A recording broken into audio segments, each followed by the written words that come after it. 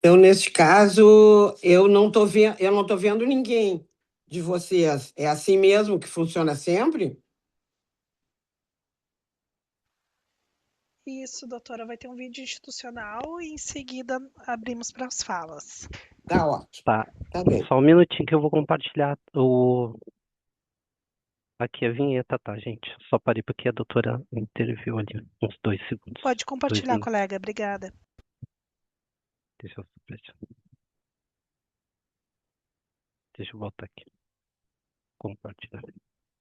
Vamos lá.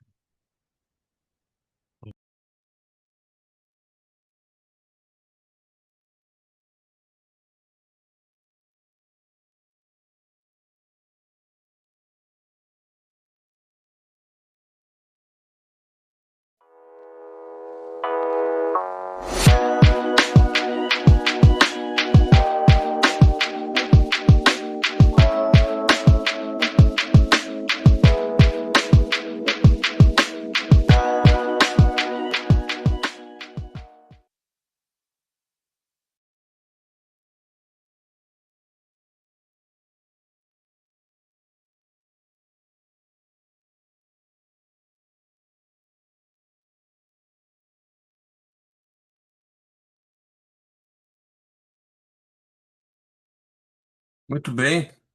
Em primeiro lugar, muito boa noite, a todas e todos que nos assistem. Eu quero fazer um rápido agradecimento e merecidamente começar com a permissão da doutora Tânia Deligis, para nossas ilustres palestrantes, a doutora Fabiane Cavalcante, nossa colega, estimada amiga, e a doutora Ida Yosp Gus, também amiga de longa data, ambas profissionais de alto gabarito, reconhecidas, cada uma na sua área. Dizer da nossa alegria e agradecer também à doutora Tânia e à doutora Letícia, a doutora Tânia pela Sociedade Psicanalítica, essa parceria que já tem 10 anos, né, Tânia?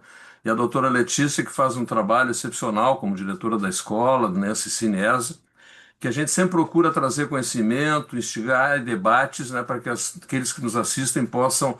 Eu sempre digo assim: a nossa tarefa é que as pessoas saiam, no mínimo, refletindo e incomodadas com algumas coisas para poder prosseguir pensando. Então, eu faço esse registro, é o nosso primeiro Cineasa de 2026, né, e vamos ter mais outros. Sempre os temas são muito fascinantes, instigantes. E quero então dar a abertura e passar a palavra para a doutora Letícia, se permite, doutora Tânia, depois, né, para também rapidamente fazer alguma consideração. E em seguida, o que importa, que é a escuta, né, da doutora Fábio e da doutora Ida sobre o tema proposto, que foi um tema também, né, altamente relevante nos tempos atuais, um tema que merece muita reflexão, talvez hoje mais do que em outras épocas.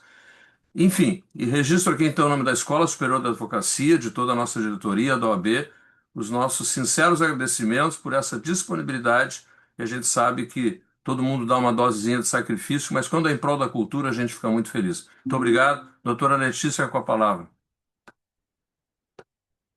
Boa noite a todas e todos. É uma alegria estarmos aqui mais uma vez numa edição, a primeira edição do Cineasa do ano de 2026. Agradeço a este espaço que nós temos dentro da ESA, em parceria com o nosso diretor-geral aqui, que sempre nos acompanha em todos os eventos da ESA, o Dr. Gerson Fischmann. Muito obrigada. Agradeço a parceria da doutora Tânia pela Sociedade de Psicanálise de Porto Alegre e agradeço as nossas ilustres convidadas debatedoras, a doutora Ida Shop e a doutora Fabi Cavalcante. Muito obrigada por estarem conosco, por terem aceito o convite de estar aqui falando sobre um filme que é tão impactante e importante para quem gosta de cinema, realmente não tem como não tocar. Então é um prazer incrível estar com vocês aqui e já passo a palavra para a doutora Tânia Wolff para que faça a apresentação então da nossa primeira, faça uma fala pela sociedade e faça a apresentação da nossa primeira debatedora da noite de hoje. Muito obrigada.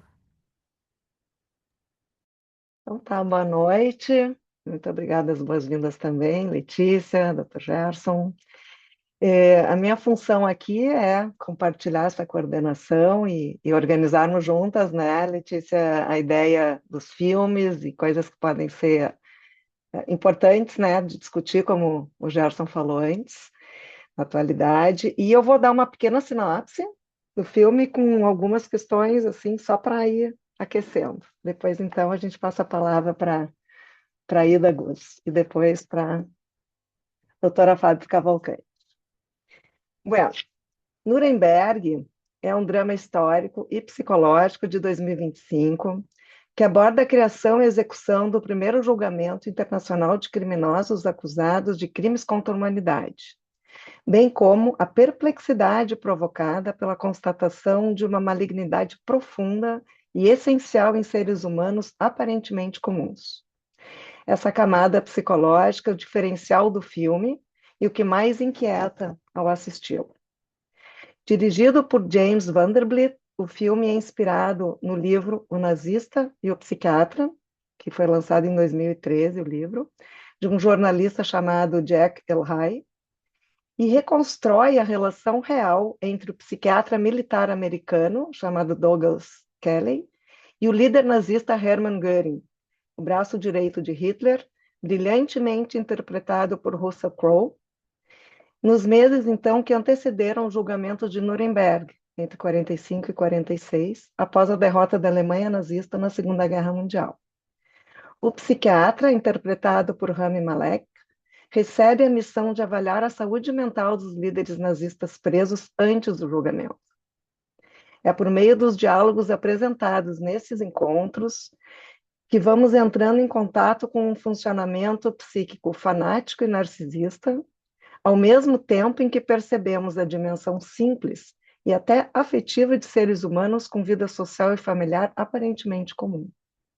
Esse paradoxo no funcionamento mental de pessoas aparentemente normais sacode o espectador, eu acho que aí então vai ter bastante coisa para nos aportar. Um outro aspecto importante mostrado no filme é a posição do psiquiatra ao tentar compreender como homens aparentemente normais participaram de atrocidades imensas. Ele acaba se envolvendo emocionalmente com Göring e, num nível inconsciente, é tocado pela figura grandiosa que o comandante nazista representa. A altivez, a inteligência, o poder e até um certo afeto paterno parecem mobilizar Kelly, que se atrapalha na condução de sua tarefa profissional. A presença de um jovem sargento americano judeu, que serve de intérprete e acompanha o psiquiatra em sua missão, constitui viés pelo qual a narrativa traz o testemunho do massacre de famílias judias inteiras perseguidas pelo regime nazista. Mas, ao final da história, ele relata como seus avós foram capturados e assassinados em campos de concentração, e deixa claro o quanto o silêncio do restante do mundo representou uma forma de conivência. A Igreja Católica também aparece nesse contexto como uma instituição levada a rever seu posicionamento e a apoiar os julgamentos dos líderes nazistas, em um diálogo travado entre o ministro da Suprema Corte americana, Robert Jackson, e o Papa Pio XII. Questões ligadas à ética e ao direito a um julgamento justo, em contraste com o desejo de uma solução simples, como executar os criminosos, também dialogam com nossos impulsos vingativos e com a capacidade civilizatória que alcançamos. O filme mistura, portanto, os bastidores dos julgamentos com reflexões sobre a natureza do mal, culpa, poder, manipulação e, importante salientar, sobre a presença constante e ativa do inconsciente na natureza de nossas ações e posturas diante da vida. A violência e a crueldade perpetradas contra milhões de pessoas durante o regime nazista, especialmente judeus, ciganos, homossexuais, negros e pessoas com deficiência, não são explicitamente mostradas por meio de imagens, relatos de sobreviventes ou testemunhos diretos, como ocorre em outros filmes sobre o tema, o próprio O Julgamento de Nuremberg, da década de 60, A Lista de Schindler, entre outros. A ótica privilegiada nesta obra, que nós vamos discutir, é evidenciar personalidades perversas no poder e aquilo que pode acontecer em uma sociedade liderada por este tipo de indivíduos. Nesse sentido, eu saúdo essa valiosa atividade conjunta entre a ESA e a SPPA, cuja função, entre outras, é estimular a abertura de pensamento, o oposto do que ocorre em ambientes dominados pelo fanatismo, seja político, religioso ou de outra ordem. Possibilitar um clima de trocas entre diferentes campos do conhecimento nos permite alcançar compreensões complementares e tem o potencial de nos humanizar mais, pois exercita o diálogo e a tolerância diante do pensamento do outro, ainda que diferente do nosso, algo que temos sentido falta em tempos tão polarizados. Vamos, então, aos nossos convidados e que a gente tenha uma boa troca. A Aida pode, então, iniciar. Seja bem-vinda, Aida.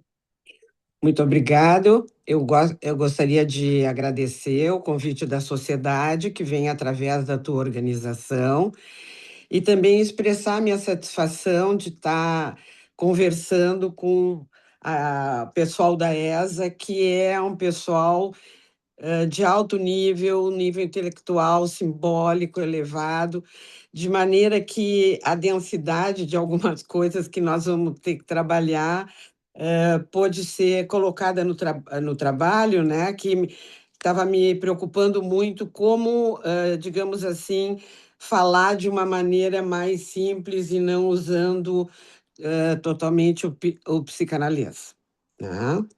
Mas como tu disseste, já colocasse, né, o filme retrata os bastidores do julgamento de Nuremberg, realizado para mostrar ao mundo as atrocidades cometidas pela Alemanha durante a guerra, que culminou com o Holocausto, a gigantesca máquina de matar os indesejáveis ao regime.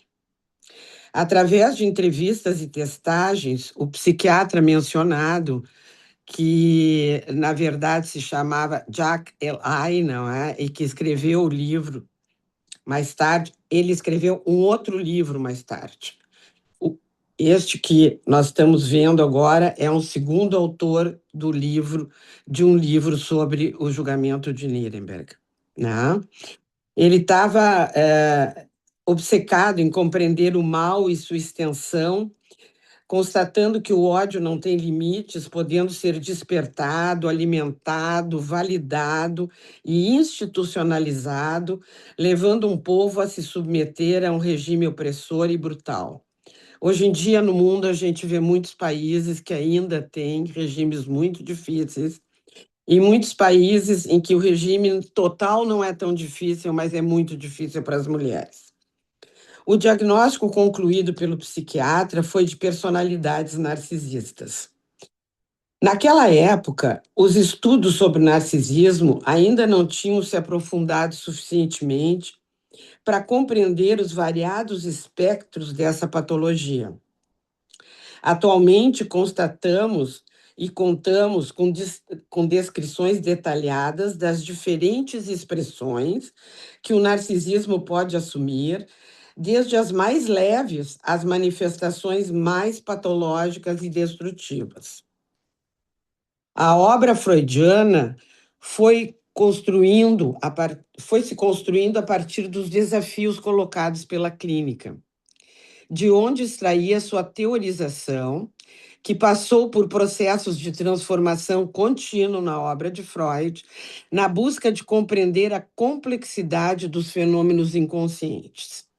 Sem ser reducionista, gostaria de retratar aqui dois momentos muito distintos principais na teoria. Uma fase da teoria dava primazia e apoiava-se no princípio do prazer, e a base do conflito era entendida como sendo entre a sexualidade e os impulsos de autoconservação. A sexualidade infantil foi muito mal compreendida quando Freud a descreveu, e houve bastante resistência a entender esse conceito, mas é que quando ele falava em sexualidade infantil, ele não estava falando em sexualidade adulta ou genital, ele estava falando nos diversos momentos do desenvolvimento em que o prazer estaria representando a sexualidade daquele momento. Por exemplo, a oralidade no momento do bebê mamar, a analidade no momento das excreções, o falo e a falicidade na questão do poder. Então, ele ia fazendo uma correlação entre o desenvolvimento infantil, os momentos em que iam se dando mudanças no foco da sexualidade baseada na interdependência do corpo e da mente, e ia construindo uma teoria numa época que ele estava muito preocupado com as investigações dirigidas às neuróticas histéricas. Então, essa primeira fase, que vai mais ou menos até 1920, ele estava lançando estas bases da teoria, que foram muito novas e, como todas as coisas novas, muito mal compreendidas. A religião, então, achou um absurdo falar em sexualidade infantil. Mas houve uma grande virada em 1920, quando Freud, já influenciado pela Guerra de 14 e diante dos desafios de outras patologias, em que o desamparo, o sadismo e o masoquismo se destacavam, operou uma profunda reformulação em sua teoria, com o advento da pulsão de vida, que incluía a sexualidade e a autoconservação que ele já tinha falado, mas trazia como novidade a contradição e o conflito com a pulsão de morte, né? Baseado nos mitos de Eros e Thanatos. E eu estou trazendo isso porque nós vamos trabalhar muito a questão da pulsão de morte. Enquanto a pulsão de vida busca a vida e a saúde, a pulsão de morte trabalha na destrutividade, que é o foco do filme. Neste momento, destaca-se a força disruptiva da pulsão destrutiva, que, junto ao momento com a intricação com Eros, com seu vigor vinculatório, determinam o acontecer psíquico. Essa atuação de ambas as pulsões, fundamentais em combinação e contradição entre si, produz toda a diversidade dos fenômenos da vida, escreveu Freud em 1940. Na verdade, ele morreu em 38, mas em 1940 foram reunidos uma série de materiais que não tinham sido terminados, e nesse momento ele continua colocando a sua crença nestas duas grandes forças pulsionais que seriam as organizadoras do psiquismo. Thanatos, um dos conceitos mais controversos da psicanálise, não são todas as linhas psicanalíticas que admitem uma pulsão de morte, representa a tendência de todo ser vivo retornar ao estado inorgânico, pressionado e pressionando movimentos disruptivos, dissolvendo estados mais organizados através da regressão, voltando a um estado anterior mais primitivo, descarregando as tensões energéticas em direção a um retorno ao estado de repouso absoluto, ou seja, a morte. A pulsão de vida, Eros, não só procura conservar a vida, mas constituir unidades cada vez maiores e mais complexas através da sua capacidade de ligar os elementos, sendo uma força aglutinadora e construtiva. A nível individual, mantém a unidade e coesão das partes, a união através da cópula, a construção de vínculos que formam grupos, nações, instituições, sendo elemento fundamental da criatividade, levando a humanidade a construir a cultura. Então, quando a cultura e todas as manifestações de Eros é no sentido de tornar as coisas mais complexas, e Thanatos de ir desaglutinando, tomando por partes, dividindo e destruindo. As moções pulsionais não são observáveis diretamente, mas através de suas manifestações pode-se inferir sua predominância. Freud destacou o aspecto do narcisismo, que está muito presente em todo o filme, nas personalidades diversas, mas especialmente destacou que era o fenômeno denominado de narcisismo das diferenças, que foi muito explorado por Hitler. Trata-se da aversão a estranhos, estrangeiros ou diferentes, os que não compartilham dos sentimentos e ideias da maioria. Essa expressão do amor a si mesmo, porque a dificuldade com o diferente remete ao grau de narcisismo de cada um, denota intolerância a qualquer diferença sentida como divergência às suas próprias crenças, provocando intenso ódio, discriminação e perseguição àqueles que não se enquadram ao perfil idealizado e compartilhado pelo grupo hegemônico. Nós vemos em pequenos momentos, em pequenas situações e em grandes situações a questão da diferença como é importante. O ódio ao diferente é um movimento inconsciente de buscar sentir-se seguro. É uma necessidade de autoproteção diretamente relacionada com o pensamento fanático, por sua característica de rigidez e impenetrabilidade a qualquer outro vértice de modo de pensar. Preconceito, racismo e fanatismo são fenômenos entrelaçados, tributários da pulsão de morte, cuja proeminência radicaliza o modo de lidar com a ansiedade que o desconhecido e o diferente despertam.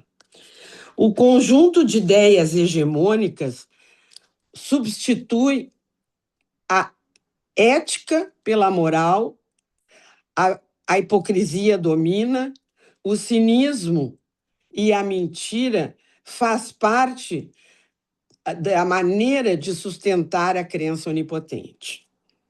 O nazismo obliterou o pensamento crítico do povo, produziu um embotamento afetivo e uma perda de empatia. Eu vou dizer mais tarde, mas já vou adiantar, que o nazismo teve um longo período em que ele levou até obter o poder. E durante todo esse período em que ele foi ganhando força, ele foi trabalhando o povo no sentido de uma transformação afetiva importante. Atingiu o extremo da desumanização, objetificando o outro, escravizando e mesmo administrando sua aniquilação em massa devido à erosão do sentimento de culpa. Então, toda a questão do outro que fica colocado nesses outros colocados nos campos de concentração e das outras nações que não aceitavam o nazismo eram massificadas, desumanizadas, tornadas objetos de uso e abuso. É preciso contextualizar a complexa situação que se configurou na Alemanha após a Primeira Grande Guerra, quando sofreu uma derrota que abalou profundamente seu orgulho e foi onerada com perdas muito pesadas devido às indenizações pelos países vitoriosos, o que afetou sua economia, que foi reduzida à ruína. Quando surgiu um líder que acenou com a esperança de dias melhores e que, através de um robusto aparelho de propaganda, realizou uma verdadeira lavagem cerebral, doutrinando os alemães sedentos de vingança, criaram-se as condições de uma aliança entre líder e povo, com base num compartilhamento de ideias grandiosas que resgatasse a noção de supremacia ariana. A união entre Hitler com o corpo do povo alemão lastreou-se num contrato narcisista, porque o povo também tinha determinados traços narcisistas que durante esse longo período Hitler foi maximizando. Então, o contrato do Hitler com o povo alemão se deu em base a um contrato narcisista inconsciente, através do qual ocorreu uma identificação com o líder grandioso, sádico, cruel e triunfante, capaz de capitalizar os desejos agressivos e a busca de retaliação presente no psiquismo do povo. A nação vinha sobrecarregada de sentimentos traumáticos, devido à carência de atendimento das necessidades e à profunda insatisfação com a situação socioeconômica, somando-se uma autoestima ferida pela derrota militar. Muitas vezes a gente pergunta, como é que um povo como a Alemanha, que na época era dos povos mais cultos, mais desenvolvidos, tinha até subway em Berlim, como é que pessoas tão diferenciadas toparam e entraram junto no nazismo, né? Mas a autoestima ferida e toda essa situação pela derrota militar foi um impulso muito grande para acreditar que Hitler teria força de tirá-los dessa situação penosa. Esse período deixou marcas negativas que alimentaram sensações de insegurança, abandono e vazio, produzindo sentimentos de ódio e exacerbaram o sadismo. Sadismo é um excesso de ódio, é uma agressão numa dimensão muito grande, capaz de corromper a moralidade comum e, com ela, a capacidade de responsabilidade e sentimento de culpa. Então, é interessante pensar que os nazistas eram narcisistas, mas nem todos eram psicopatas, porque eles tinham uma relação com o teste da realidade e eles mantinham nos planos, na maneira de seguir o caminho, na maneira de dirigir e administrar toda a guerra, eles tinham uma racionalidade, uma parte do ego preservada. Mas a outra parte do ego, né, e principalmente o superego, que é a parte mais desenvolvida do ser humano, perdeu totalmente a capacidade de se responsabilizar, de aceitar o outro e ter sentimento de culpa.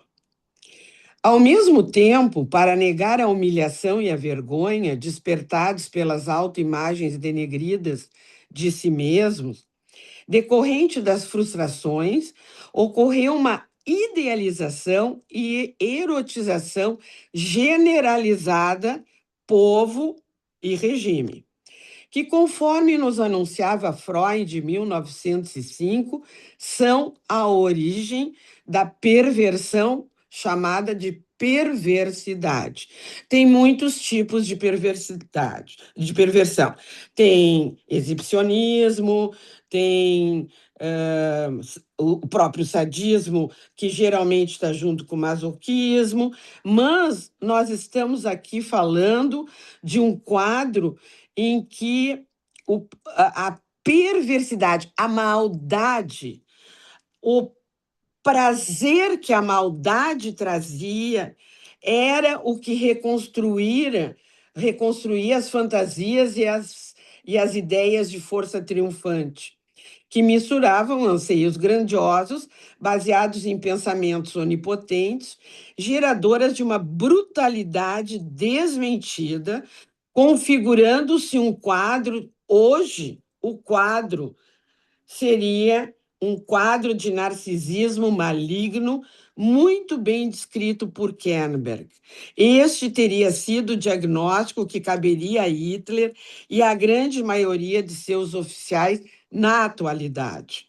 Porque nós temos uma ampla gama atualmente de estudos sobre narcisismo, mas este é o pior de todos, porque é o perverso, é o maligno, é o brutal e é o composto basicamente pela pulsão de morte. A grandiosidade maligna expressa desvalorização e vingança contra o mundo sentido como ameaçador, provocando extrema desumanização, características paranoides e antissociais. Como não há sentimento de culpa nem preocupação pelo outro ou remorso, predominam comportamentos destrutivos de exploração insensível por meios violentos. Os meios violentos foram crescendo cada vez mais durante a Segunda Guerra Mundial, né? Primeiro era os judeus não podem ir à escola, não se pode fazer isso, não se pode fazer aquilo. Depois já era tem que sair das casas, tem que deixar seus negócios. Depois já era, vão todos para o campo de concentração, né? Por um lado. Por outro lado, também todo o treinamento do exército, toda a energia dirigida para custear e, digamos assim, dar base às fantasias de vencer a Segunda Guerra. A violência perpetrada é sentida como extremamente excitante e prazerosa na questão perversa. Há uma constante predominância da agressão na sexualidade, que equivale à destrutividade e à destruição. Neste quadro, há um marcante desequilíbrio da pulsão de vida, que fica diminuída e voltada totalmente para a vingança e a recuperação da autoestima perdida, enquanto a pulsão de morte leva o povo à luta, ao ato. Hitler apresentava comportamentos megalomaníacos e sádicos. Com forte tendência à regressão paranoide, ele tinha sentimentos de perseguição enormes, né? E muitos momentos ele tinha qualidade delirante, o que fala de momentos em que ele ficava psicótico. Sua personalidade psicótica equivalente, numa linguagem mais popular, a louco. Sua personalidade se inscreve no registro de organização borderline, mas usa as mesmas operações defensivas que a psicose usa, especialmente a clivagem, a idealização, a onipotência, a desvalorização do outro, com algumas alterações substanciais no teste da realidade, embora esse seja mantido, afetando a função discriminatória que torna a percepção da realidade menos clara e precisa. E aqui está uma das questões importantes pelas quais não queriam que dissessem que ele não, que os oficiais, na hora do julgamento, não merecessem perdão ou uma pena menor por doença.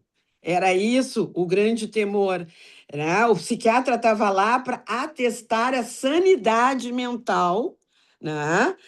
Mas a sanidade mental, no caso deles, tinha um certo nível de escapatória para situações mais primitivas e psicóticas, mas era em determinados momentos. Tal organização psíquica muito instável induz sentimentos de fragilidade, compensados com desejos de poder e marcante agressividade, além da regressão paranoide, baseada em fantasias de perseguição projetada nos alvos odiados. O mal está no outro. Então, a clivagem é um tipo de mecanismo de defesa que permite que a pessoa separe na sua cabeça o bom e o mal. Então, eu sou bom com a minha família, eu cuido deles como o Goering cuidava, né? Mas eu preciso acatar o Hitler, fazer tudo o que ele pensa, porque em nome do povo alemão eu estou fazendo o que é bom, embora seja mal. E os culpados são aqueles que o regime coloca como alvos odiados. Então, no início da sua obra Psicologia de Grupo e Análise do Ego, Freud baseia-se na descrição feita por Le Bon do funcionamento mental de grupos psicológicos, destacando a alteração que ocorre no indivíduo quando este faz parte de um grupo no qual preponderam os fenômenos inconscientes. Então, sempre que a gente está numa situação grupal maior, os fenômenos inconscientes têm prerrogativa, dominam mais do que os fenômenos conscientes.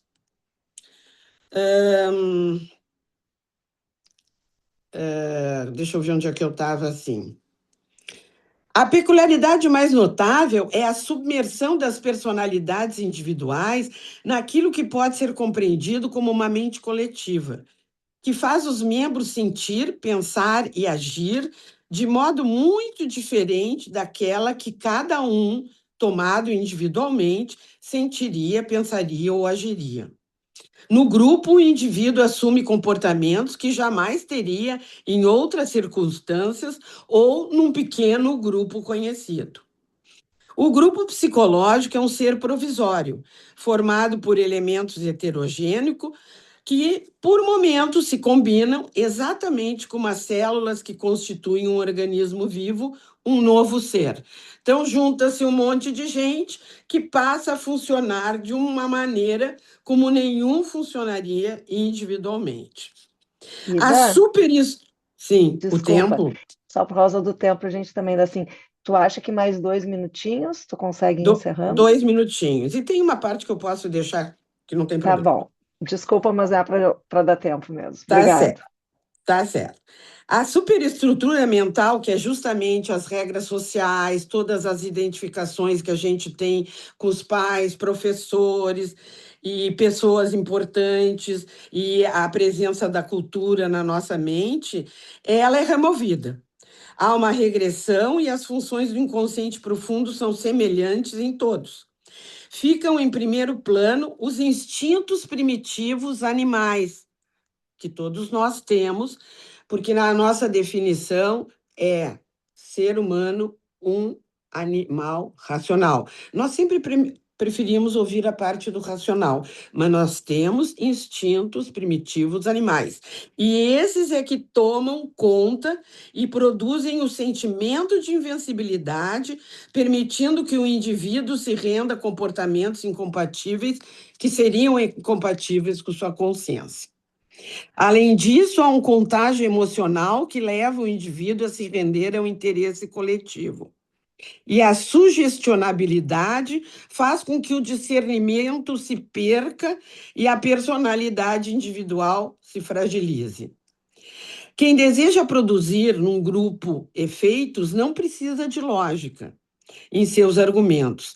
Basta pintar a situação com cores fortes, exagerar nos adjetivos e repetir a mesma coisa diversas vezes, e o argumento ilusório é tomado como uma verdade. E isso aconteceu com o povo alemão, com Hitler, porque Hitler usava discursos de 7 horas, né? Nos quais ele falava. No fim, ele já falava coisas que nada tinham a ver com nada, mas as pessoas estavam de tal maneira hipnotizadas que ficavam 7 horas de pé ouvindo o seu grande líder falar, né? Um grupo é obediente à autoridade, quer ser dirigido, oprimido e temer seus senhores.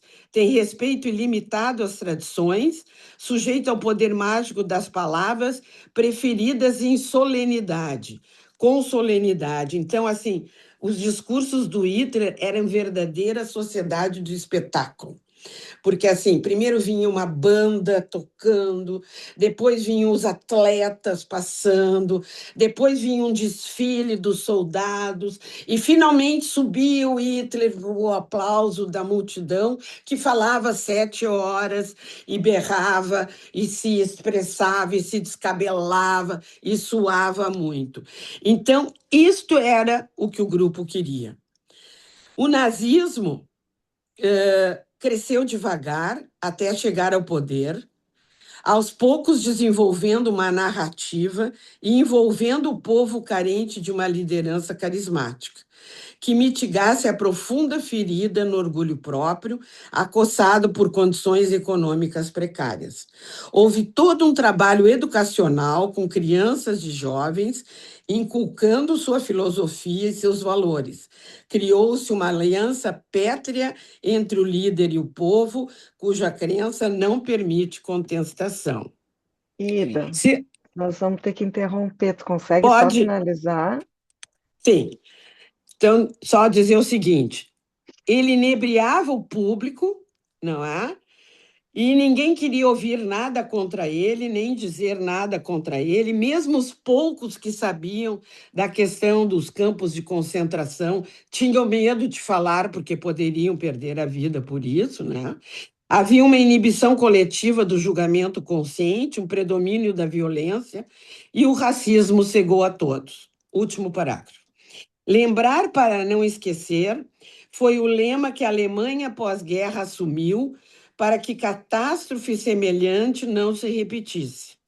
Tomar consciência deste período histórico nos alerta para o perigo de lideranças totalitárias e narcisistas que usem a discriminação como estratégia sociopolítica, como forma de projetar o ódio no diferente e idealizar a destrutividade com o pensamento onipotente.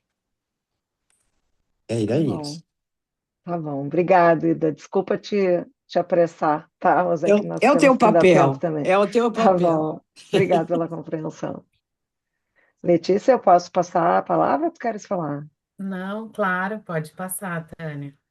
Então, Fabiane Cavalcante, doutora Fabiane Cavalcante, tudo contigo.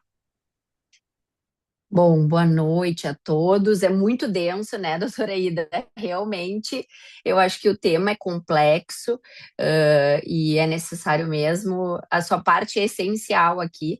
Eu vou tentar ser mais sucinta. Primeiro, agradeço muito o convite da doutora Letícia, minha querida colega. É um prazer estar com o doutor Gerson Fischmann e com essas grandes especialistas no tema, né, da psicanálise. Eu vou tentar fazer um resumo assim do que eu entendo sobre os aspectos jurídicos que o filme nos traz. Enfim, o contexto histórico, né, que é lá em 1945, a gente tem um marco muito importante dentro do direito, podemos dizer assim, com o Tribunal Militar Internacional. Nós iniciamos isso neste período em Nuremberg, e a partir disso todo o filme ele retrata essa questão do psiquiatra que vai para fazer uma análise da sanidade mental e se aqueles réus, se aqueles acusados, eles seriam imputáveis, poderiam ser responsabilizados. Então, ali no Tribunal Militar Internacional a gente tem 4 potências aliadas, Estados Unidos, Reino Unido, União das Repúblicas Socialistas Soviéticas, a França, né, assinando um acordo e criando o Tribunal Militar Internacional e definindo essa jurisdição e os procedimentos que deveriam ser tomados. E o filme começa assim, ele começa fazendo essa abordagem, como é que nós vamos julgar sem um crime antecedente, né? E a legislação penal, ela traz isso é uma base do que nós temos para uma acusação. Então, na composição, cada nação aliada forneceu o juiz, tínhamos o promotor, né, e a acusação, que era o Robert Jackson, e tivemos, então, daqueles líderes nazistas, líderes do Hitler, o principal do filme, que é o Göring, né, e aí eu trago os 4 crimes imputados dentro do filme, do contexto, que é a conspiração, planejamento e conjunto para cometer os demais crimes, imputava a responsabilidade coletiva pela condução da guerra e das atrocidades, crimes contra a paz, que é o planejamento, preparação, início, condução de uma guerra de agressão e violação de tratados internacionais, os crimes de guerra, que são as violações das leis, costumes de guerra, assassinato, maus tratos a prisioneiros, trabalho escravo, pilhagem de propriedade civil e os crimes contra a humanidade. E aí entramos no assassinato, extermínio, escravidão, deportação, perseguição por motivos políticos, raciais, religiosos e inclusive contra os civis do próprio Estado. E os desafios jurídicos né, e que retrata muito bem o filme, é que a acusação ela enfrenta um argumento de que os crimes estavam sendo definidos após os fatos, então o tribunal rebateu. O Tribunal Militar Internacional ele não está aplicando a lei alemã, a jurisdição repousa sobre essa autoridade internacional. O Göring e os outros alegam que cumpriram ordens do regime, então o tribunal estabelece seguir essas ordens e não é defesa válida para esses atos atrozes. Então, o princípio fundamental do direito penal internacional aqui é muito claro. do que se busca para responsabilização. Então, pela primeira vez, a gente verifica que chefes de Estado e altos oficiais são responsabilizados individualmente e independentemente do cargo ou posição oficial. Então, a gente rompe essa imunidade soberana tradicional que se vê até então. Não havia um modelo prévio para julgar os regimes por crimes contra a paz, então ali a acusação teve que construir juridicamente, né, a base do tribunal, e teve uma grande dificuldade, teve até uma intervenção final ali que conseguiu traçar, a partir do que o próprio psiquiatra traz, de como que o Göring vai confessar os atos praticados, se na verdade ele estava ali justificando os seus atos pela ordem, né? Então, o filme é muito bem essa narrativa política.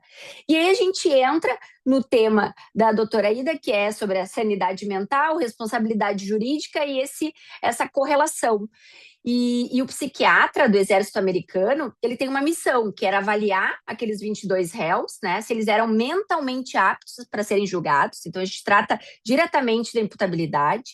E o método, que é o método que a gente utiliza hoje, né? Que são as entrevistas psiquiátricas, as avaliações psíquicas e essas perícias psíquicas e psicológicas que são a base de muitos dos nossos processos criminais.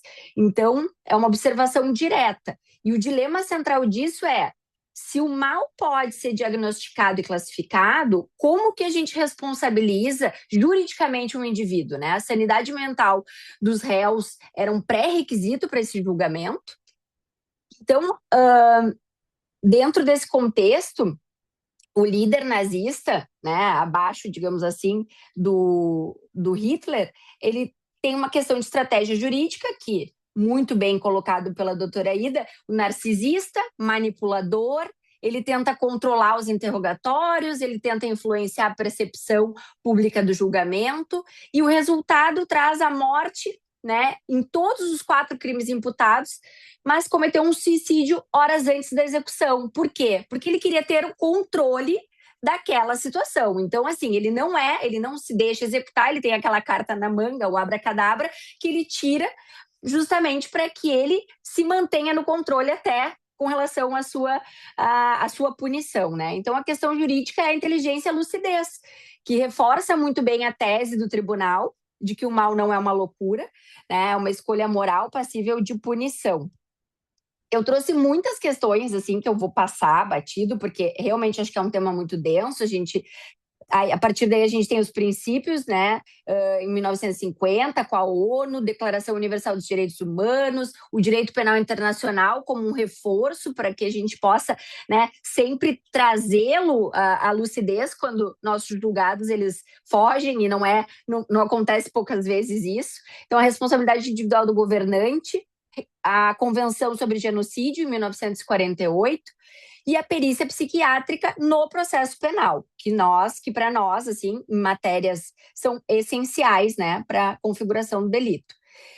Então, dentro desse contexto, 1945, 1946, Tribunal Militar Internacional, a gente tem esse marco, os 22 réus, 3 julgamentos subsequentes, a ONU, que adota princípios da Carta de Londres como lei internacional vinculante, Convenção sobre o Genocídio e Declaração Universal dos Direitos Humanos, tribunais ad hoc, herdeiros diretos de Nuremberg. Então, o Estatuto de Roma, criando o Tribunal Penal Militar, Internacional, TPI, que julga crimes de guerra, crimes contra a humanidade, genocídio, com base nesses princípios. E aí eu vou pular, justamente para a gente poder fazer um fechamento, que eu acho que é muito, traz muito e não tem como não vincular. O filme, ele é muito mais do que esse drama biográfico, né? Ele é uma reflexão sobre os fundamentos do direito penal internacional, sobre a coragem institucional necessária para criar uma justiça onde não havia lei prévia. O filme evidencia que os julgamentos não foram apenas um evento histórico, eles foram um momento fundador de responsabilidade penal internacional, do conceito de crime contra a humanidade e da ideia de que nenhum líder está acima da lei. E a pergunta que o filme deixa é se o mal pode ser compreendido, se ele pode ser prevenido, né? Isso é tanto jurídico quanto moral, e ele permanece até século XXI. E aí eu faço um link sobre a Hannah Arendt, e a banalidade do mal, que muito estudei no período do meu mestrado. Então, a gente tem um diálogo do filme com esse conceito filosófico político, né? E aí, em 1961, a filósofa, ela traz o julgamento do Eichmann em Jerusalém, ela cobra esse processo e espera encontrar um monstro. E aí eu acho que é o link essencial com o filme. O que ela encontra? E as diferenciações. Ela coloca que é um burocrata medíocre, sem convicções demoníacas, que repetia frases feitas e dizia ter apenas cumprido ordens. A conclusão é atrocidade em escala histórica. Ela não exige monstros, exige ausência de pensamento. Então, o mal pode ser burocrático, organizado e perfeitamente banal.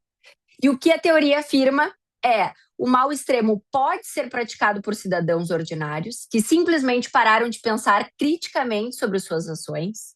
A obediência e o conformismo é uma adesão às normas vigentes, então sem reflexão moral, o mecanismo central do mal histórico, que é a perversidade, dita pela doutora Ida, né, inata, a ausência de um pensamento, pensar um ato moral por excelência, então quem suspende o julgamento próprio torna-se capaz de qualquer crime. E o filme é um diálogo, eu acredito, e aí me corrijam as especialistas, obviamente, fazemos um link sobre isso, né? Tanto o que ela traz lá, quando ela analisa que o Eichmann não é um monstro, ele é esse medíocre, né, sem ideologia própria. Os nazistas em Nuremberg, no filme 2025, ele relata isso: os nazistas dormem, conversam, riem, se preocupam com a família, não são clinicamente insanos. Então, a gente tem essa tensão e essa diferença da inteligência, da lucidez, né? Uma consciência, ela não é banal. O filme sugere que a gente compreenda o mal e não é o mesmo que controlar ou prevenir. Então, é muito complexo. Ambos eles recusam a catarse fácil de Arendt. Nem no filme oferece encerramento moral confortável. E para finalizar, eu acredito que é isso, doutorada. Eu vejo que tem uma conexão, e dentro do sistema penal a gente vê um marco histórico de poder responsabilizar, né, chefes de poder que até então a gente não tinha condição então de fazer. Esse julgamento ele foi muito cuidadoso no sentido de que nós precisamos, e o tempo inteiro tem essa ansiedade durante o filme de como que ele vai dizer, como é que ele vai confessar os atos, né? E ele termina falando Heil Hitler quando ele diz: mesmo assim o senhor seguiria Hitler, né? Então, e ele não consegue porque aquilo para ele ele é um seguidor daquela ideologia. Então eu encerro aqui falando, né, dessa atualidade. Eu acho que os dois filmes, o filme retrata tudo que já foi visto, mas é muito atual, porque a gente vê isso, né?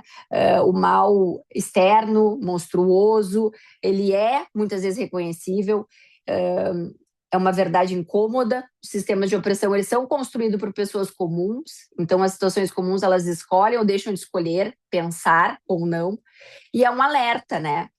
O fim da guerra e o surgimento desse Estado similar nazista, solo americano, a preocupação da Arendt fazendo o link sobre o totalitarismo como essa possibilidade permanente da modernidade e uma anomalia histórica superada. Eu não quero mais me alongar, acho que chegamos, eu tentei correr para não atrapalhar e poder abrir ao debate, o diálogo. Nós poderíamos ficar muito tempo aqui discutindo, meu material era bem extenso, mas é isso, eu acho que a gente parte de uma situação muito importante, de que não há crime, né, sem a lei prévia, então ali a gente consegue responsabilizar por atos tão desumanos, de atrocidade, esses crimes que infelizmente ainda visualizamos na atualidade. Muito obrigada pelo convite, fico muito honrada de poder estar aqui discutindo com vocês um tema tão denso e tão complexo. Muito bem. Quem tem que agradecer somos nós. Eu já vou passar a palavra para a doutora Tânia e a doutora Letícia para conduzir algum debate. A gente pode aí estender por alguns minutos. Sempre que termina assim um debate do Cineasa, eu fico pensando, bom, nós chegamos no ápice. E aí não adianta, porque no Cineasa seguinte supera e todos têm seu valor. As duas apresentações fantásticas, né? O lado, como a gente consegue, né, Fábio, também, eu falo mais pela parte da advocacia, trabalhar muito próximo à questão da psicanálise dessas, porque nós temos desde estudos de Lombroso, né, com coisas que tocam a respeito dessa coisa assim de seres humanos que são praticamente se transformam em determinado momento, e aqui, como a Ida colocou, o povo como um todo, né, o narcisismo como, eu diria, né, Ida, assim, empiricamente seria quase um narcisismo cultural, porque as pessoas vão se, né, o efeito da massa, da multidão. Então é um momento histórico relevantíssimo e atual, né, e eu quero então passar, né, mais uma vez em nome da escola, e dizer da nossa alegria, né, de como. E assim, ó, os grandes filmes, e a gente trata aqui em cine, eles muitas vezes têm produções um, dois, três. Eu até vou propor para a Tânia e para a Letícia que temas que a gente aborda num espaço tão pequeno sejam ali adiante reproduzidos para continuar o debate, né? Porque, como eu diria, é inesgotável, né? Nós podemos passar aqui muito tempo e talvez a gente faça, né, Letícia, pela escola e propondo para a sociedade, quem sabe no final do ano, um evento mais amplo, com um debate mais profícuo, até presencial, né? Que a gente possa reunir, ou híbrido no mínimo. Bom, mas já falei demais, então, doutora Tânia aí, que costuma conduzir os debates, eu não sei se tem alguma questão no chat, mas quero mais uma vez dizer assim, da satisfação e como é bom participar e aprender, né? Como a gente precisa ter cabeças como as de vocês, lúcidas, coerentes, responsáveis, e é uma aula para todos nós de como é a dignidade humana. Muito obrigado.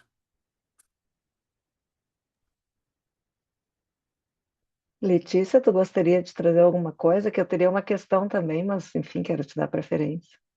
Obrigada, Tânia. Não, o que eu quero dizer assim que realmente o filme já é denso por si só, escutando a Ida, escutando a Fábio, mais densidade ainda, aí a gente traz tantos questionamentos e realmente me toca muito o tema eugenia, quando a Fábio coloca, a doutora Ida também, essa questão da perversidade, e a Fábio toca na Hannah Arendt, que eu também adoro, e traz a banalidade do mal, porque é exatamente isso. As maiores atrocidades realmente não vêm de monstros, não são psicopatas, são das pessoas mais comuns do nosso dia a dia, é da onde vêm as maiores atrocidades, e infelizmente nós tivemos o nazismo, tivemos esse crime contra a humanidade. Então, aqui eu só quero, na verdade, agradecer tanto a Ida quanto a Fábio, porque trouxeram provocações muito importantes para a gente e mostram, ambas demonstraram o quanto nós temos que estar vigilantes quando a gente fala desse tema, porque não está muito distante da gente. Parece tão distante, aconteceu em 1945, mas infelizmente a gente visualiza isso ainda nos dias atuais, tamanhas atrocidades que foram praticadas, mas infelizmente ainda continuam, permanecem no dia a dia, atentando contra os direitos humanos e contra a humanidade. Então fica aqui o meu agradecimento pelas reflexões trazidas pelas nossas convidadas. Muito obrigada.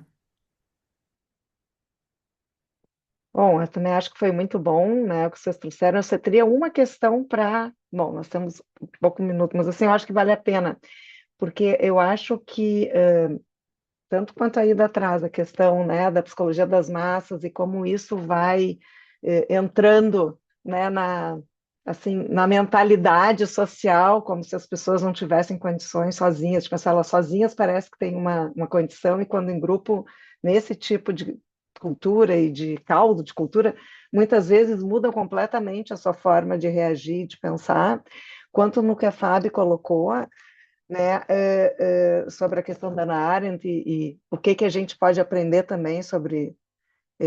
Não precisa ser todo mundo tão esquisito, vamos dizer assim, ou tão louco aparentemente para fazer uma. A única questão, então, que eu queria trazer é que nós estamos falando de lideranças. Nesse caso, eram de 22 no filme, né? 22 líderes nazistas mostraram alguns, e principalmente o Goering, ali eu acho que é uma questão que fica, porque essas pessoas, elas planejaram, né, por muito tempo, executaram, né, e elas tinham não só um carisma, que de alguma forma todos tiveram um carisma, né, mas não foi algo, talvez, né, como no caso do julgamento do Eichmann, né, que ele mesmo, no julgamento, se eu não estou enganada, eu acho que foi isso que tu trouxe também, né, ele disse, não, mas eu, tipo assim, eu só fiz o que me mandavam, né.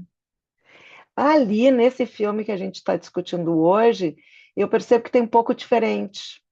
Eu acho eu acho que eles em nenhum momento se achavam tendo feito alguma coisa errada. Eles tinham algo ideológico, né? Tão arraigado, algo fanático tão arraigado, que não é nem que mandavam eles é que mandavam nos outros, vamos chamar assim, né? Então, eu só estou trazendo isso um pouco polêmico, mas é um pouco para contrapor, porque eu acho que aqui, como a gente está vivendo no mundo hoje, a gente encontra várias lideranças, né, com lideranças com poder, vamos dizer assim, para poder fazer guerras ou parar guerras ou coisa do tipo.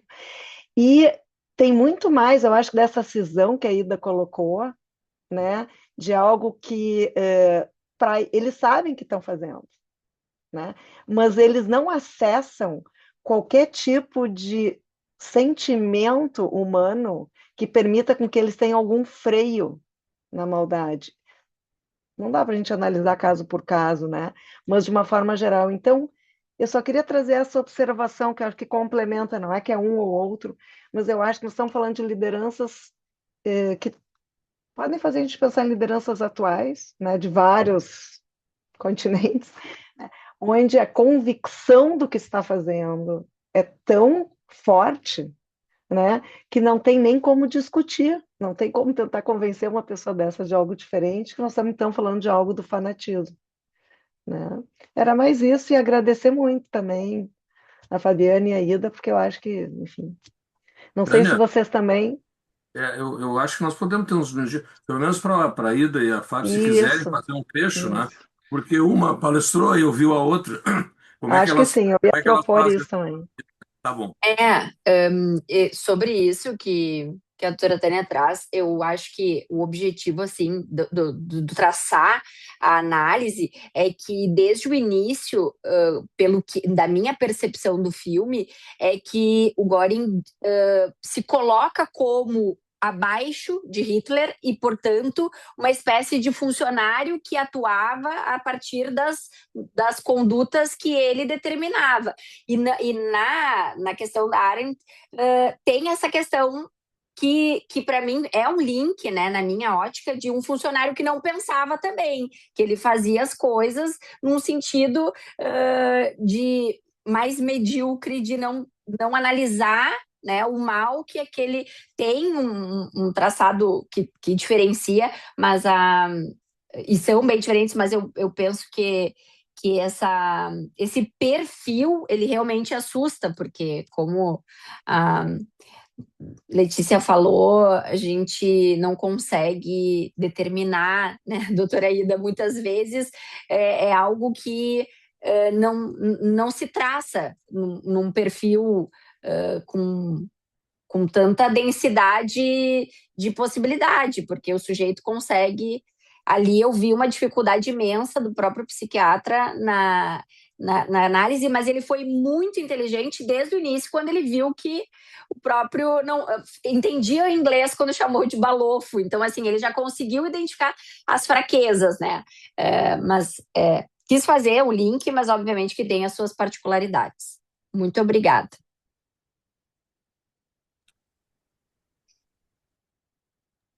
Tem que abrir o microfone, Ida.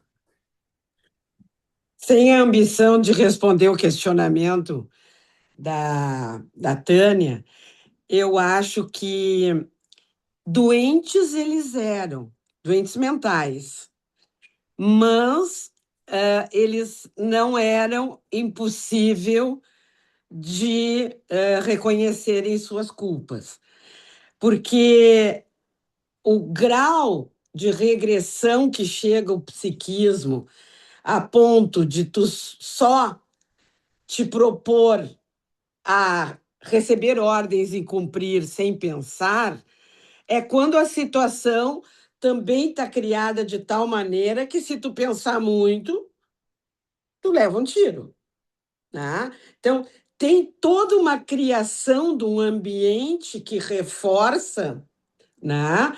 E tem também a questão dessa clivagem, que é uma coisa muito difícil da gente entender, que a nossa mente seja capaz de fazer como que um precipício com dois conceitos que não se chocam, que não conversam, que não são vistos juntos.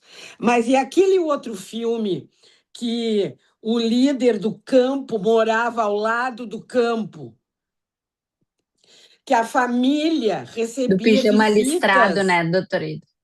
Zona né? de interesse. Zona de interesse, que a família recebia visita, as empregadas eram judias do campo de concentração, faziam os bolos, cuidavam das crianças, né? Do lado, as fumaças subindo. Olha do que a clivagem é capaz. Porque ele também pensava: se eu abrir mão disso, eu não vou ter esse status, eu não vou ter esse dinheiro, eu não vou ter essa maneira de ser visto. O próprio Goering era o segundo na lista de sucessão. Ele estava lá para cumprir ordens na expectativa de que um dia serei eu que estarei dando as ordens.